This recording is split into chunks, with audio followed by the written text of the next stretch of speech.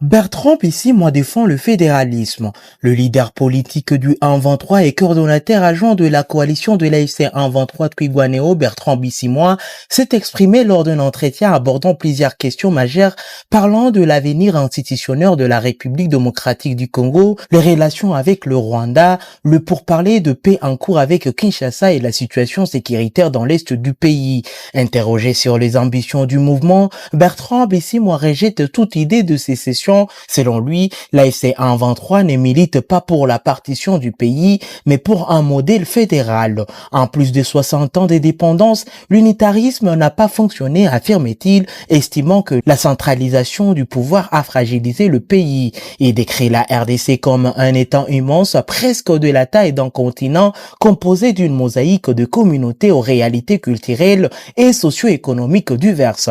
Pour le responsable du 1-23, le fédéralisme permettrait aux provinces ou entités fédérées d'exercer davantage de responsabilités tout en mettant un État central chargé de fonctions régaliennes. Il cite en exemple les États-Unis et le Nigeria, affirmant que le fédéralisme peut renforcer l'unité nationale plutôt que l'affaiblir. Il précise toutefois que l'AFC 1-23 ne prétend pas imposer seul ses modèles, mais souhaite en discuter avec les autorités de Kinshasa dans le cadre d'un dialogue national. Sur la question du prétendu soutien rwandais, Bertrand Bissimois l'explique dans des termes très clairs. Il reconnaît l'existence des relations avec Kigali qu'il justifie par la proximité géographique et les enjeux sécuritaires communs. Selon lui, la présence de FDLR, groupe armé accusé d'exactions dans l'est de la République démocratique du Congo et historiquement lié au génocide rwandais, constitue l'un des principaux facteurs de coopération avec le Rwanda.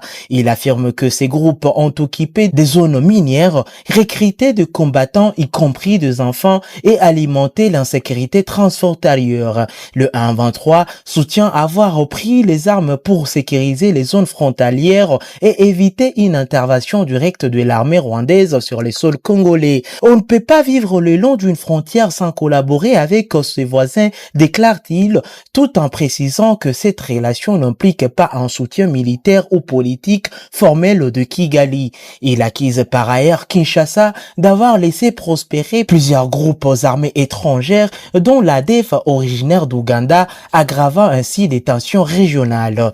Concernant les négociations en cours avec le gouvernement congolais, Bertrand Bissimois s'est dit satisfait des avancées diplomatiques, tout en dénonçant l'écart entre les engagements signés et la réalité sur les terrains. Il évoque notamment de bombardements à Minembwe, au site Kivu, ainsi que le non-respect du mécanisme de cessez-le-feu et des engagements liés aux échanges des prisonniers. Malgré ces critiques, il affirme que l'AFC 1-23 reste engagé dans les processus de paix, soutenus selon lui par des acteurs internationaux comme les États-Unis, le Qatar et l'Union africaine. Commentant l'annonce du retrait sud-africain de la mission onisienne, Bertrand Bissimois estime que cette décision est légitime. Il considère que la mission des Nations Unies en République démocratique du Congo n'a pas atteint ses objectifs, soulignant que le nombre de groupes armés dans l'est du pays aurait considérablement augmenté depuis son déploiement. Il rappelle que les 1-23 s'étaient retirés en 2013 pour permettre à la brigade d'intervention de la force de neutraliser de groupes armés et affirme que le mouvement était revenu en 2017